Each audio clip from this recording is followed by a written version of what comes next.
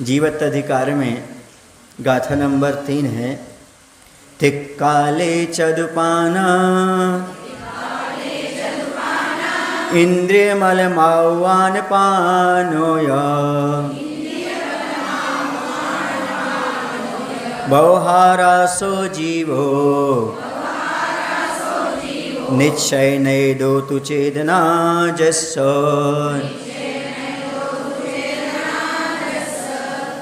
जस्स जिसके व्यवहारा व्यवहार नहीं से तिक्काले तीनों कालों में इंद्रिय बलम आयु या और आनपानो स्वाच्छोश्वास ये चदुपाना 4 प्राण होते हैं तो और निश्चय नहीं दो और निश्चय नहीं से जस जिसके चेतना यानी ज्ञान दर्शन होती है जीवोवत्ति उसे जीव कहते हैं। देखिए जीवत तरीका में बताया जा रहा है कि आखिरकार जीव कहते किसे हैं या हम जीव कैसे समझें। जो जिसके पास व्यवहार से जीव उसे कहेंगे जिसके पास 4 प्राण होते हैं। कितने प्राण होते हैं? मुख्य रूप से प्राण के 4 भेद होते हैं। वैसे कितने प्राण होते हैं? 10 प्राण होते हैं। लेकिन ये 4 प्राणों से जो जीता है वो जीव है। ये व्यवहार नय से निश्चय नय से जो ज्ञान दर्शन चेतना वाला होता है, चेतना गुण से संपन्न होता है, वह जीव कहलाता है। समझ आ रहा है? देखो प्राण घट बढ़ हो सकते हैं पर ज्ञान और दर्शन चेतना तो सबके पास विद्यमान रहती है। कैसे होती है? ज्ञान और दर्शन प्रत्येक जीव, ज्ञान दर्शन का अर्थ है जीव और जीव का अर्थ है ज्ञान दर्शन। इसी को चेतना बोलते हैं। जिसका चेतना लक्षण वाला हो उसी का नाम जीव माना जाता है, जिसे हम देखने जानने की क्षमता भी कहते हैं। क्या कहते हैं? देखने जानने की क्षमता भी कहते हैं। तो अब 2 नय हमारे पास है, एक व्यवहार नय है और दूसरा निश्चय नय है। हम समझेंगे आखिर नय कहते किसे हैं, नय क्या चीज़ है। नय का अर्थ है वस्तु के एक देश ज्ञान का नाम नय कहलाता है और वस्तु के संपूर्ण ज्ञान का नाम प्रमाण कहलाता है। प्रमाण नयैरधिगमः। तत्वशुद्ध सूत्र पढ़ के आए ना। पदार्थों को जानने के उपाय हैं प्रमाण और नय। प्रमाण का अर्थ होता है सकलादेशः प्रमाणः विकलादेशः नया। सर्वासिद्धिकार कहते हैं आचार्य पूज्यपाद स्वामी, जो सकल देश यानी सकल पदार्थ को, संपूर्ण पदार्थ को क्या करता है? विषय बनाता है, वो हो जाता है प्रमाण। और जो मात्र उसके वस्तु के एक देश को ग्रहण करता है, आंशिक पदार्थ को ग्रहण करता है, समझ गए ना, उसका नाम क्या है? नय है। समझ लें, आप लोग अपने चौके में रहते ना, रोटी, पूरी रोटी को जानना ये प्रमाण है, एक ग्रास को जानना ये नय है। संपूर्ण पदार्थ को जानना क्या हो गया? हाँ, मतलब पदार्थ का पूर्ण ज्ञान होना यह प्रमाण कहलाएगा। और उसका आंशिक ज्ञान होना सो, या जैसे हम एक देश वस्तु के एक देश जानने वाले नय को, और भी आगम में लिखा ज्ञाता वक्ता के अभिप्राय को भी नय कहते हैं। हम किस अभिप्राय से बात कर रहे हैं उसको भी क्या कहते हैं? नय कहा जाता है। ज्ञाता और वक्ता के अभिप्राय को उसको क्या बोलते हैं? नय। हम समझा रहे, आप समझ रहे, अब किस में नय हम समझा रहे हो, समझ रहे, ये क्या कहलाएगा? ये भी नय कहलाएगा। समझ में आ रहा है ना? अब देखिएगा, कैमरा वाला होता है, कौन होता है? वो ऐसा लगता है जैसे पूरे परिसर की फोटो खींच रहा हो, वो पर्टिकुलर किसी की खींच लेता है। देख सब रहे हैं, ये हो गया क्या? प्रमाण। लेकिन जो एक व्यक्ति की फोटो खींची, ये हो गया नय। उसमें से एक ग्रहण कर लिया, उसमें आंशिक ग्रहण कर लिया उसने। समझ गए ना? यानी दृष्टि का नाम है प्रमाण और दृष्टिकोण का नाम है नय। हम किस पर दृष्टि लगा करके चल रहे हैं, किसे हम विवक्षा में रख रहे हैं, वह कहलाएगा क्या? नय कहलाएगा। आगे समझ में? संपूर्ण पदार्थ का पूर्ण ज्ञान रखना, जानना, सो क्या हो गया? प्रमाण। और एक देश जानना सो नय। जैसे रोटी को जानना प्रमाण, ग्रास को जानना नय, दृष्टिकोण का नाम नय और दृष्टि का नाम, हाँ समझ गए ना? हाँ, घूम नहीं, आपको समझ में आ रहा है कि नहीं? ये तो समझना चाहिए कि नहीं? ऐसा ठीक हो गया। ऐसा समझ में आपको? ऐसा नय। अब देखिएगा नय कितने प्रकार के होते हैं। यहाँ पर जो मुख्य रूप से सिद्धांत में कहे जाते हैं, 2 नयों का वर्णन मिलता है। एक आता है आपका निश्चय नय और दूसरा आता है व्यवहार नय। समझ गए? निश्चय नय भी है और व्यवहार नय भी है। ऐसा नहीं है कि अकेला निश्चय नय है या अकेला व्यवहार नय है, दोनों नयों से काम चलता है। समझो, जो निश्चय नय किसे कहते हैं? जो नय गुण और गुणी में और पर्याय पर्याय आदि में भेद ना करके वस्तु को ग्रहण करता है वह निश्चय नय है। जैसे मिट्टी के घड़े को मिट्टी का घड़ा ही कहना। उसमें घी भरा है, क्या भरा है? आप कहते घी का घड़ा लाओ, घड़ा घी का थोड़ी होता है, किसका होता है? लेकिन व्यवहार के लिए बोलते हैं, किसका बोलते हैं? घी का घड़ा बोलना, ये हो जाता व्यवहार। लेकिन मिट्टी के घड़े को क्या बोलना? भले उसमें पानी भरा हो या घी भरा हो, फिर भी उसको मिट्टी का ही कहना। समझ गए ना? उसमें क्या नहीं करना? भेद ना करके वस्तु ग्रहण करना है। गुण गुणी में पर्याय पर्याय में भेद ना करके क्या करना? उसको ग्रहण करना वस्तु को, वह निश्चय है। जैसे मिट्टी के घड़े को मिट्टी का घड़ा ही कहना। निश्चय नय के भी दो भेद हो जाते हैं, एक शुद्ध निश्चय हो जाता है और दूसरा अशुद्ध निश्चय नय हो जाता है। समझ गए? जैसे शुद्ध निश्चय नय क्या है? जो नय कर्म जनित विकार से रहित, कर्म जनित जो विकार हो उनसे रहित और गुण गुणी में अभेद रूप से ग्रहण करता है, उसे शुद्ध निश्चय नय कहते हैं। जैसे केवल ज्ञानादि स्वरूप जीव है, अर्थात क्या कह देंगे? केवल ज्ञानमयी जीव है। जीव कैसा है? केवल ज्ञानमयी है, ये शुद्ध निश्चय नय है। लेकिन जब अशुद्ध निश्चय नय में आएंगे तो उसमें कर्म जनित विकार सहित गुण और गुणी गुण अभेद रूप ग्रहण किया जाएगा। उसमें क्या आ जाएगा? मति ज्ञान आदि आ जाएंगे। क्या आ जाएंगे? उसमें केवल ज्ञानमय शुद्ध आत्मा नहीं लिया जाएगा, उसमें क्या? मति ज्ञान आदि आ जाएंगे। उसमें क्यों आ जाएंगे? क्योंकि वो कर्म सहित है। कर्म जो विकार सहित अवस्था है उसको स्वीकार करता है, वो कौन कहलाएगा? अशुद्ध निश्चय नय। जो कर्म रहित अवस्था को स्वीकार करता है विकार रहित, वो क्या कहलाएगा? शुद्ध निश्चय नय। समझ आ गए ना? अब इसके बाद जैसे कहेंगे मति ज्ञान आदि, ये कहलाएंगे तुम्हारे अशुद्ध निश्चय नय का विषय कहलाएगा। फिर आता व्यवहार नय किसे कहते हैं? जो नए गुण और गुणी अथवा पर्याय और पर्याय के भेद द्वारा वस्तु ग्रहण करता है उसे कहते हैं व्यवहार नय। जैसे मिट्टी के घड़े को घी के रहने के निमित्त से घी का घड़ा कहना है। किसका घड़ा? वो, लेकिन उसमें क्या भरा हुआ है? तो क्या कहते? घी का घड़ा लाओ, पानी का घड़ा लाओ। पानी का घड़ा बनता है कभी क्या? पर व्यवहार में ऐसा होता है। तो क्या कर देते वहाँ पर? गुण जो हैं और गुणी दोनों हैं, पर्याय और पर्यायी हैं, इसमें भेद कर देते, भेद द्वारा वस्तु ग्रहण कर देते। तो क्या हो जाएगा? वो व्यवहार नहीं कहलाएगा। आया समझ में कि नहीं आया? हाँ। आप कौन हैं? व्यवहार से पूछ रहा हूँ, आप कौन हैं? स्त्री की पुरुष हैं? स्त्री। ये कौन है? पुरुष है। समझ गए ना? ये भेद हो गया। और वैसे कौन है आप? वैसे जीव हैं आप। समझ में आ रहा ना आपको? निश्चय से आप क्या हैं? जीव। लेकिन व्यवहार में क्या कहेंगे? हम स्त्री भी हैं, हम पुरुष वाले पुरुष बोलेंगे, हम पुरुष हैं। समझ में आ रहा है ना? अब जैसे अपन चेतन स्वभावी आत्मा है, कौन सी आत्मा है? अब अपने घर के सामने लिख देना, चेतन स्वभावी आत्मा घर। ऐसे सारे लोग लिख देंगे अपने घर के सामने, पर चिट्ठी कहाँ पहुंचेगी? आदमी किसके घर में जाएगा? समझ में आ रहा है ना? ये हमें समझने के लिए कि हम चेतन स्वभावी आत्मा, ये श्रद्धान का विषय है, कल्याण का विषय है। लेकिन व्यवहार चलाने के लिए तो अपना नाम बताना पड़ेगा। नहीं बोलो, नाम के बिना व्यवहार कैसे चलेगा आपका? तो व्यवहार के लिए इस प्रकार से वह दर्शाना पड़ता है। इतना तो आपको समझ में आ गया। अब देखो, व्यवहार और निश्चय दोनों के बिना मोक्ष मार्ग नहीं चलता। ये हम समझाते हैं आपको। समझाएं थोड़ा सा। आप लोगों ने सिलाई मशीन देखी? सिलाई मशीन नहीं देखी? दर्जी के टेलर के पास रहती है। उसमें कितने धागे लगते हैं? 2 धागे लगते हैं। एक ऊपर रहता है गिट्टी में दिखता है, नीचे एक शटल में रहता है। नीचे रहता है, खोल करके निकाल के शटल में रखना लगाते हैं ना। होते ना 2 प्रकार के धागे। कितनों ने चलाई सिलाई मशीन? नई सिलाई देखी तो होगी ना? कितने धागे होते हैं? देखने में कितना आता है? 1 आता है। अब मान लो अपन शटल का धागा निकाल दें, ठीक है ना, अकेला उससे सिलें तो क्या होगा? छेद छेद हो जाएंगे, सिलाई नहीं होगी। क्या होगा? छेद छेद हो जाएंगे। जब दोनों लगाएंगे तब जाके कपड़ा सिलता है। नीचे का धागा दिखता नहीं, दिखता कहाँ का है?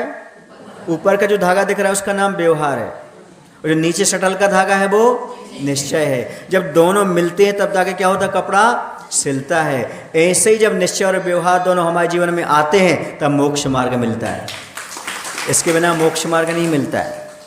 जो व्यक्ति मात्र ऊपर के धागे से चल रहा है व्यवहार से, वो भी छेद कर रहा है समाज में, और जो नीचे का शटल का केले लगा के चल रहा है वो भी छेद कर रहा है समाज में। जब धागा दोनों की मित्रता से सिलता है तो समाज भी दोनों की मित्रता से चलती है, चाहे व्यवहार हो चाहे निश्चय हो। दोनों आपस में मित्रता है, व्यवहार की और निश्चय की, और हम आपस में व्यवहार वाले बढ़ जाते हैं और निश्चय वाले बढ़ जाते हैं। ये ऐसे हैं, ये ऐसे हैं, ये ऐसे हैं। दोनों की मित्रता से ही सिलाई होती है। ऐसे समाज भी एक जब रहेगी जब दोनों मिलकर के रहेंगे। ना हम व्यवहार को इग्नोर कर सकते और ना निश्चय को। दोनों के दोनों मोक्ष मार्ग कहलाते हैं। बताओ, आदमी एक आंख से देख सकता है लेकिन क्या एक पैर से चल सकता है? बोलो ना। ऐसे एक नए से स्वाध्याय किया जा सकता है, लेकिन जब मोक्ष मार्ग बढ़ोगे तब दोनों नयों को लेकर चलना पड़ेगा, बिना उसके आप चल ही नहीं सकते। व्यवहार भी लेना पड़ेगा और निश्चय भी लेना पड़ेगा। समझ गए ना? एक पैर से नहीं चल सकते आप, अकेला निश्चय से नहीं चल सकते और अकेले व्यवहार से। देख सकते हो, एक आंख से देख सकते, पर एक पास से चल नहीं सकते। ऐसे ही वस्तु को जानने का, आपके लिए स्वाध्याय करने का, निश्चय का भी स्वाध्याय करो, व्यवहार का भी करो। जब निश्चय का प्रकरण निश्चय पढ़ो, जब व्यवहार पढ़ो, लेकिन जब अमल में आएगा तब क्या करना पड़ेगा? दोनों पर याद रखना, एक पैर ही रखा जाता है, दो जंप नहीं मारा जाता चलते समय भी। एक पैर रुकता है और एक आगे बढ़ता है, पर एक रुकता है फिर दूसरा आगे बढ़ता है। समझ रहे ना आप? तो जो आगे पैर आपको रखना है वो निश्चय है, सुन रहे ना? जो रख चुके वो क्या है? वो व्यवहार है। अब जैसे ये मजबूत होगा व्यवहार, निश्चय आगे बढ़ जाएगा, ऐसे रखा जाएगा, व्यवहार हो जाएगा। समझ गए ना? अर्पिता नर्पित सिद्धि, इस सूत्र पढ़ा आपने। मुख्य गौणता करना पड़ती है। किसको मुख्य करना और किसको गौण करना? कब कौन सा नए मुख्य है और कौन सा निश्चय है? देखो, निश्चय में व्यवहार है, सो व्यवहार में निश्चय है। जब आप ध्यान कर रहे हो तब स्तुति नहीं कर सकते, जब स्तुति कर रहे हो तब ऐसा नहीं ना। तो जब स्तुति कर रहे हैं तब आपके लिए वहाँ व्यवहार में निश्चय है हो गया, और जब निश्चय में गए तो व्यवहार हे हो गया। समझ रहे ना? एक कान से मत लेना कि व्यवहार है निश्चय ही उपाधि, कहाँ कौन सा लगाना वो देखना। आप लोगों ने कभी मोटरसाइकिल सुधारते वाले आदमी को देखा, साइकिल वाले को देखा, उसका 13 इंची पाना होता है। देखा आपने 13 इंची पाना किसी ने? उसमें होल होते हैं बहुत सारे, नट कसने के होते ना। अब आप जिस नट का वो होल है उसी में डालो ना, यहाँ वहाँ डालोगे तो क्या गाड़ी चल जाएगी? वैसे जैसा नए जहाँ फिट करना है, जिस नए की जहाँ विवक्षा वहाँ लगाओ तो आपकी मोक्ष मार्ग की गाड़ी अच्छी लगेगी। ऐसा मत करो कि व्यवहार में निश्चय लगाओ और निश्चय में व्यवहार लगाओ, ऐसा नहीं।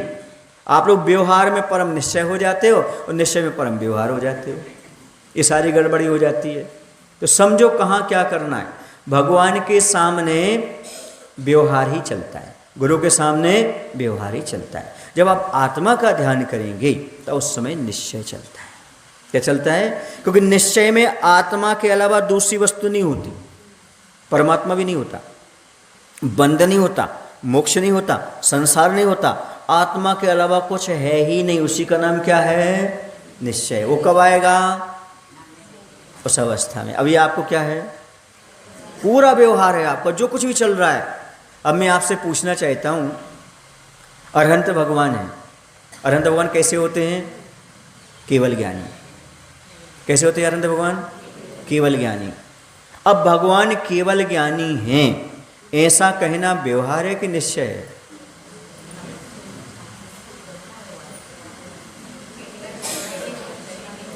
बोलो भाई, भगवान केवल ज्ञानी ये निश्चय से हैं कि व्यवहार से हैं? भगवान केवल ज्ञानी निश्चय से हैं कि व्यवहार से हैं?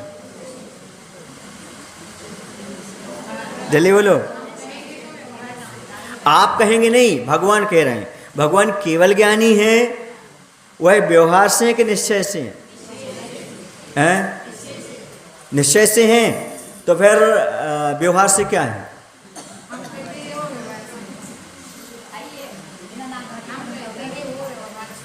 सुनिए सुनिए सुनिए, कहते कहते नहीं सुना पहले। भगवान केवल ज्ञानी व्यवहार से हैं, निश्चय से तो आत्मज्ञ हैं। अभी समझा के आए, आत्मा के अलावा जहाँ दूसरा पदार्थ आया वहाँ पर व्यवहार आ गया। भगवान दुनिया को देख रहे जान रहे, व्यवहार से देख रहे जान रहे, निश्चय से तो कैसे हैं वो?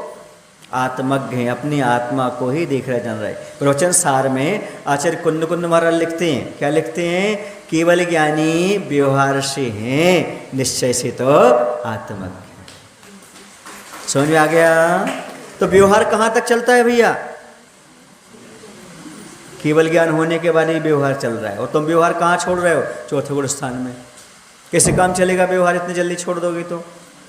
व्यवहार बहुत ऊपर तक चलने वाला है, इतना सहज नहीं है कि तुम इतने जल्दी छोड़ दो उसके लिए। समझ गए? टिकट कब तक लेना पड़ता है? टिकट कब तक रखना पड़ता है अपने पास?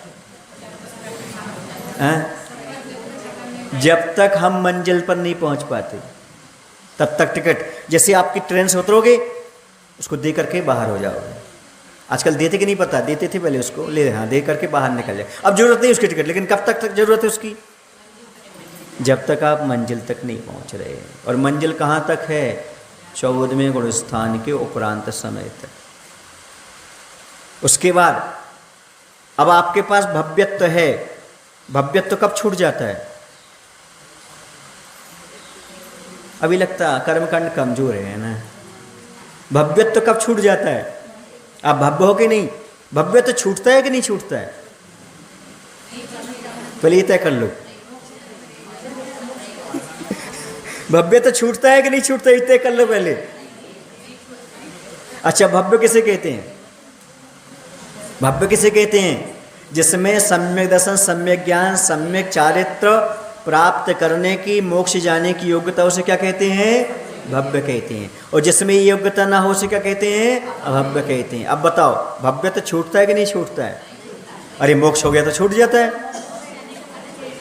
14वें गुण स्थान में भव्यत्व भी छूट जाता है। कब छूट जाता है? हाँ, वही भी मात्र जीवत्व रह जाता है। क्या रह जाता है? जीवत्व मात्र रह जाता है। वो टिकट वहीं छूट जाता है। अब क्या टिकट की जरूरत है? समझ में आया ना? भव्य क्यों?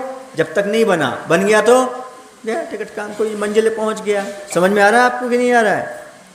हाँ, थोड़ा सीखना पड़ेगा, थोड़ा थोड़ा करना होगा, है ना। अभी बहुत दिन नहीं हो गया, रिवीजन नहीं होता। और हमारे जैसे खोल खोल के पढ़ाने वाला भी नहीं मिलता। आपको कोई मिलता है ऐसा खोल खोल के पढ़ता है एक एक बात को? मुश्किल होता है ऐसा समझाना। समझ गए ना? ये बात अलग है कि हम मेहनत करके लाते हैं, आप कितना ले पाते हैं आपके ऊपर डिपेंड करता है। तो ये समझ में आए ना। दूसरी बात, आप लोगों ने कभी फूल देखा? फूल, हाँ, और फिर फल देखा? हन, हन क्या बोलते हैं आप लोग? हनु, फल, है ना। तो फूल के बिना कभी फल आता है क्या? बोलो ना। पहले फूल, कभी कभी ऐसा होता है फूल आगे से फल बनने लगता है। क्या बनने लगता है? कद्दू वगैरह देखना आप लोग, लौकी वगैरह देखना, कभी गौर से देखना। मैं तो इसलिए देखता हूँ मुझे दृष्टांत मिल जाए। जो कहीं वृक्ष में मिलती है ना, और सबके खेत में, है ना, तो लौकी वगैरह, तो क्या फूल क्या होता है? वो फूल ही पीछे आगे से क्या बनने लगता है? फल के रूप में। ऐसे ही फूल है व्यवहार और फल है निश्चय। जैसे फूल के बिना फल नहीं बनता, वैसे व्यवहार के बिना निश्चय की प्राप्ति नहीं होती। हेतु नियत को होई, छठलाकार क्या कहते हैं? हेतु नियत को होगी। व्यवहार उसी को कहते हैं जो निश्चय का कारण बने। व्यवहार कैसे कहते हैं? जो निश्चय का कारण बने। बाकी व्यवहाराभास है, वो झूठा व्यवहार है, वो व्यवहार नहीं है। व्यवहार वही है जो हमें निश्चय की ओर ले जाने वाला हो, निश्चय में लेकर के ठहरा दे। उसी का नाम क्या है? बोलो ना। सही व्यवहार उसी का नाम है। इसलिए यहाँ पर हम आपको बता रहे हैं कि जो मिट्टी के घड़े को घी का घड़ा कहने में निमित्त बनता है, वो क्या कहलाता है? उसके निमित्त से घी का घड़ा कह दे, उसे व्यवहार नहीं कहते हैं। समझ गए? बोलो भाई। कितने लोगों ने कुआं खोदा, या कुआं खोदते कितने लोगों ने देखा? कितने लोगों ने हाथ ऊपर करो। हमने तो आज तक नहीं देखा। हमने आज तक नहीं देखा कुआं खोदते, क्योंकि जब खुद जाता तब कुआं कहलाता है। कुआं नहीं खुदता, मिट्टी खुदती है। कुआं नहीं खुदता, क्या खुदता है? बोलो ना। पर कहने में क्या आता है? इसी का नाम व्यवहार। आए समझ में? नल नहीं आते, क्या आता है? पर क्या कहते हैं? नल आ गया, कहते कि नहीं आते? अब जैसे आप कहीं से आ रहे, कोई व्यक्ति ने पूछा भाई सदलगा कितनी दूर है, बस आ गया। अब सदलगा आता है कि आप जाते हो? बोलो ना। तो व्यवहार में क्या आता है?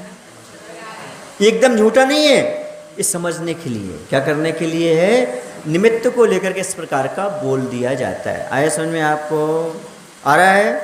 हाँ, इसलिए व्यवहार एकदम झूठा ऐसा नहीं, क्योंकि वह भी नियत को बता रहा है। यानी हम अपन का सदलगा आ रहा है, मतलब हम सदलगा के नज़दीक पहुंच चुके हैं, यही मायना हुआ ना।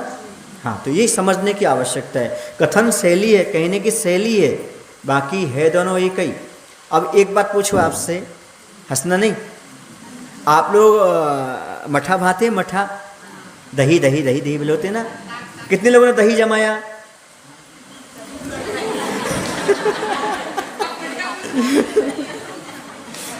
अब बोलते तो दही जमा रहे, लेकिन जमाते दूध है। जम जाता तो क्या बन जाता है वो? लेकिन कहने में क्या आता है? मैं क्या कर रहा हूँ? दही जमा रहा हूँ। बोलते ना ऐसा, दही जमा रहे, बोलते ऐसे बोलते ना आप लोग। अब चलिएगा, अब जो आपकी मथानी रहती है और वो मटकी रहती है, उसमें रस्सी कितनी होती है?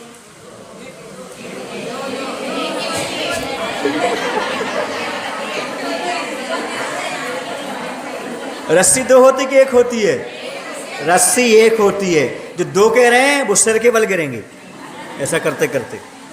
दो नहीं होती, रस्सी कितनी होती है? एक होती। एक ओर होता है, एक छोर होता है। ओर का नाम व्यवहार न है और छोर का नाम निश्चय न है, रस्सी एक ही होती है। आया समझ में आपको? ओर और छोर होता है, रस्सी दो नहीं होती। दो हो गए तो गिर गए आप। ऐसे मोक्ष मार्ग दो नहीं है, वो मात्र ओर और छोर हैं, दोनों के माध्यम से मोक्ष मार्ग बनता है। कभी एक को ढीला करना पड़ता है, कभी एक को ढीला करना, दूसरे को ढीला करना पड़ता है। और मुख्य गुण करते करते करते करते मक्खन बाहर आ जाता। वैसे ही मुनिराज व्यवहार निश्चय को गौण मुख्य गौण करते करते करते आत्मा का नवनीत प्राप्त कर लेते हैं। आए समझ में अब आपको? मोक्ष मार्ग दो नहीं है, एक कथन शैली है, कहने की पद्धति है। एक और है और एक छोर है, दोनों एक दूसरे को, यदि इसको नहीं खींचेंगे तो ये काम नहीं करेगा, इसको नहीं खींचेंगे तो ये काम नहीं करेगा। एक खींचोगे तो धड़ाम से गिरोगे। ऐसे जो एक नए को एकांत को लेकर चलते हैं वो दुर्गति के पात्र धड़ाम से गिरते हैं, वो कोई उन्हें बचा नहीं सकता संसार में। समझ गए? इसी दोनों नयों को लेकर के चलना समीचीन रूप से, जितना इसको जितना इसको जितना इसको। एक रस्सी को खींचने से कभी भी क्या दही आपका, हाँ, और क्या नहीं निकलने वाला उसमें? मक्खन नहीं निकलने वाला। एक चुटकुला सुना दें आपको, सुन लीजिएगा। एक बार क्या हुआ, सदलगा में एक नई बहू आई। कौन आई? नई बहू आई तो सास ने कहा बेटा एक काम करो, ये दही बिलो। बिलोने लगी, बिलोते बिलोते बिलोते क्या हुआ, मक्खन ऊपर आ गया। क्या गया? उसने कहा सासू माँ मक्खन ऊपर आ गया। ये ऐसा नहीं बोलते, तुम्हारे ससुर का नाम मक्खन है। अब दूसरे दिन क्या हुआ, उसने फिर मट्ठा बिलोया, है ना, तो मक्खन ऊपर आया। उसने कहा सासू माँ पापा जी तैर रहे। आगे समझ में? ये व्यवहार है। उसका नाम भी मक्खन है और उसका नाम भी मक्खन है। हंसते हंसते समझ रहे आप लोग, है ना? समझे तो आ रहा है ना? निश्चय क्या है, व्यवहार क्या? ये बहुत बड़ी कठिन चीज नहीं है, और इसमें उलझो मत, समझो आचरणीय कथन शैली कैसी कही किस रूप में। एक मक्खन पापा जी भी और एक मक्खन नाम में मत उलझो, समझो हम किसकी बात कर रहे हैं और किस में जा रहे हैं। इसी प्रकार से तुम पर्याय में मत उलझो, वस्तु तत्व में जाने का प्रयास करो। कहना हम क्या चाह रहे हैं क्या नहीं कर रहे, ये उसका उद्देश्य है। समझ गए आप लोग कि नहीं? हाँ, तो यहाँ पर ये निश्चय और व्यवहार की हमने आपके सामने प्रूपना रखी है। आगे और व्यवहार के भेद करेंगे, समझेंगे कि आखिरकार ये कहलाता क्या है। इसमें उलझो मत, समझो। और ये ज्ञान कब मिलेगा? गुरु के पास जाने से। आप स्वयं पढ़ोगे उलझ जाओगे, गुरु के पास जाओगे उलझे हुए भी सुलझ जाएंगे। आपको समझाने की शैली चाहिए। स्यादवाद कथन, कौन सा कथन? अनेकांत वो कहलाता है जिसमें वस्तु के अनेक गुणधर्मों को स्वीकारा जाता है, वो कहलाता अनेकांत। और उसे व्यक्त करने की जो शैली होती है उसका नाम स्यादवाद होता है। समझ गए ना? इसलिए अनेकांत और स्यादवाद जैन दर्शन की मुख्य रीढ़ है। इसके बिना हम जैन दर्शन को समझ ही नहीं सकते। जब तक अनेकांतवाद और स्यादवाद नहीं होगा तब तक हम जैन दर्शन को, आचार्यों के भावों को हम बिल्कुल भी नहीं समझ सकते। समझने के लिए हमें स्यादवाद आदि का सहारा लेना पड़ेगा, सप्तभंगी नय का सहारा लेकर के ये काम करना पड़ेगा, तभी ये काम होता है। सब अपने अपनी जगह काम किए हैं। समझ गए ना? घड़ी में कौन सी चीज़ अनुपयोगी है? आप देखते तो तीनों चीज़, तीन कांटे के अलावा क्या देखते हो आप घड़ी में? बोलो ना, सब चीज़ें अलग कर दो।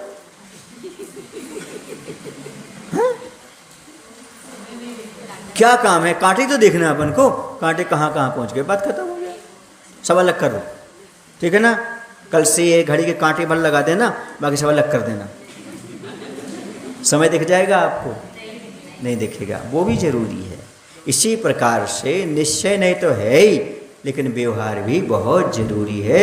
उसके बिना हम निश्चय की परिणति को नहीं जान सकते। अकेले कांटे काम नहीं करेंगे, मशीन चाहिए।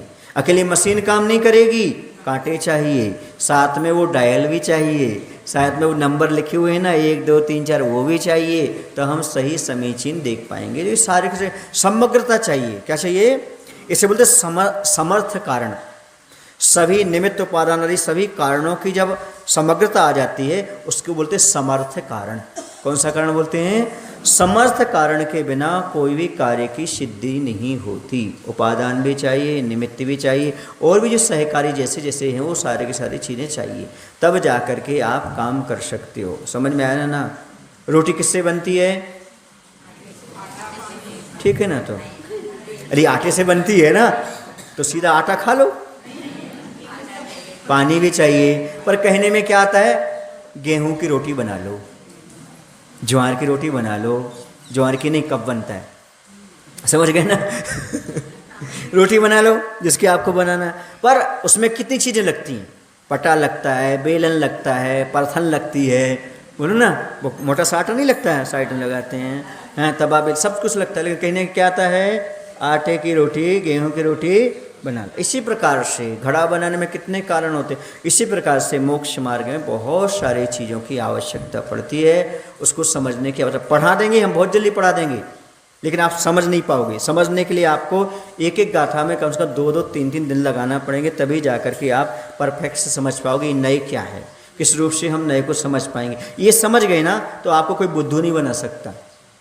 कोई भी दुनिया का विद्वान आ जाए, कोई भी एकांतवादी आ जाए, चाहे व्यवहाराभासी आ जाए, चाहे निश्चयाभासी आ जाए, आपको वो कभी भी गाफिल नहीं कर सकता, क्योंकि आप जड़ से पकड़ रहे हैं, जड़ से समझ रहे हैं कि व्यवहार क्या है, निश्चय क्या है। आपको समझा दिया, शटल का धागा निश्चय और गिट्टी का धागा व्यवहार, उसके बिना कपड़ा सिलने वाला नहीं है। और हम समय समय पर आपको और अच्छे अच्छे उदाहरण लाएंगे, अच्छी अच्छी चीज़ें बताएंगे, ताकि आपके माइंड में फिट होगी। बोले महावीर भगवान की जय।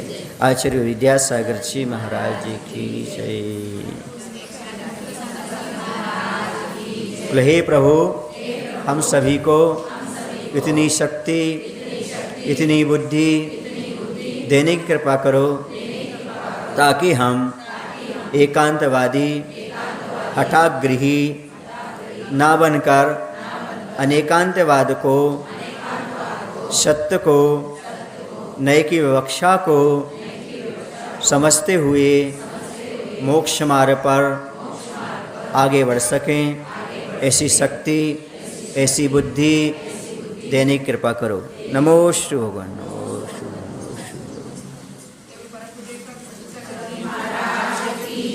दर्शन जनवाणी माता की जय। जावाणी के ज्ञान